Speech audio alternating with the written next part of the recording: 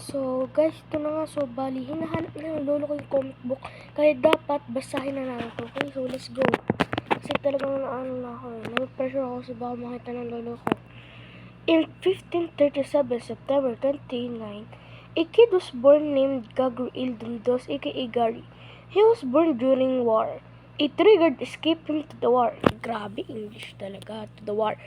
But nobody knows that Gary's that brother, Gary's dad's yung kapatid ng tatay ni Gary. Brothers is a betrayer. Naku po. And Gary's parents died because of Gary's uncle. And the two guards saw it. So they both tell it to the guard carrying Gary to the woods. Teka, na-pressure ako sa story na to. When Gary is 17 years old, he was so curious where is his parents, so the three guard tell it to him, and Gary is so angry and he said, I'm gonna avenge my parents.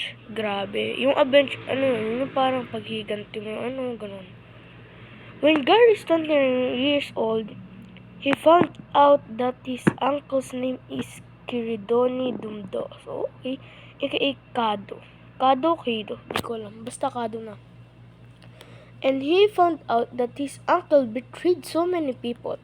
And when he was 36 years old, he tries to find,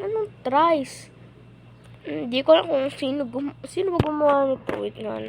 He tries to find his dad's kingdom. Kasi normal lang talaga yung kapag may nagkakamali sa story, no? Dad's kingdom. And he found it when he was 42 years old.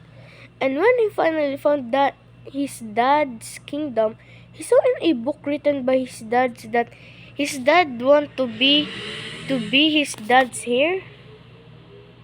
O yung yung kingdom ng tatay niya heir. Yung heir yun yung parang tagapagmana, di ba? O, tama. To his kingdom. And he changed the kingdom's name, Kingdom of Freedom, to Gary's Kingdom. Grabe. He stays in his kingdom for 12 days. Grabe, 12 days. And finally, when he was 54, grabe, 54 years old, he wants to go back to his old house with his three guards, but he found Kado in the forest torturing innocent humans.